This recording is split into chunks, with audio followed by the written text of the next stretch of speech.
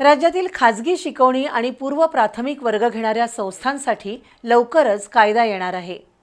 त्यासाठी अधिनियम बनवले जात असल्याची माहिती शिक्षण मंत्री दादा भुसे यांनी विधान परिषदेत दिली। राज्यातील 4 लाख शिक्षकांना गुगलच्या मदतीने मोफत डिजिटल प्रशिक्षण दिले जाईल। तसंच शिक्षणाची गुणवत्ता वाढवणाऱ्या जिल्ह्यांना 1 कोटीपासून 5 कोटी रुपयांची पारितोषिके देणार असल्याचंही नामदार भुसे यांनी स्पष्ट केलं। लहान बालकांसाठी प्राथमिक शाळेत प्रवेश घेण्याअगोदर अनेक ठिकाणी नर्सरी, बालवाडी आणि केजीचे वर्ग घेतले जातात।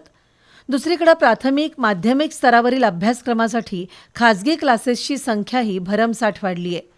या पार्श्वभूमीवर पूर्व प्राथमिक वर्ग आणि शिकवणी वर्ग यांच्यासाठी नवा कायदा बनवला जात असून त्यासाठी प्रारूप अधिनियम बनवले जात असल्याची माहिती शिक्षण मंत्री दादा भुसे यांनी विधान परिषदेत दिली।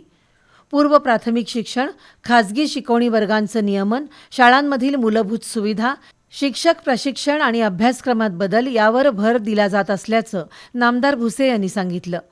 3 ते 6 वर्ष वयोगटातील मुलांना पूर्व प्राथमिक शिक्षण देणाऱ्या सर्व खाजगी केंद्रांची नोंदणी शालेय शिक्षण विभागाच्या पोर्टलवर बंधनकारक करण्यात आली आहे।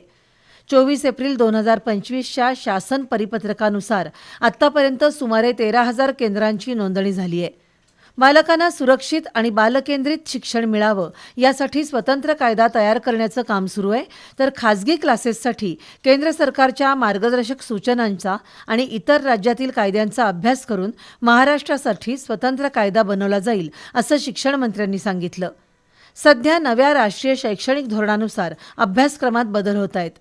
2री, 3री, 4थी आणि 6वीचं नवं पाठ्यपुस्तक यंदापासून लागू करण्यात आलंय। पुढील टप्प्यात 10वी आणि 12वी पर्यंतचा अभ्यासक्रम सुद्धा अद्ययावत केला जाईल। तसंच 4 लाख शिक्षकांना गुगलच्या माध्यमातून मोफत डिजिटल प्रशिक्षण दिलं जाईल।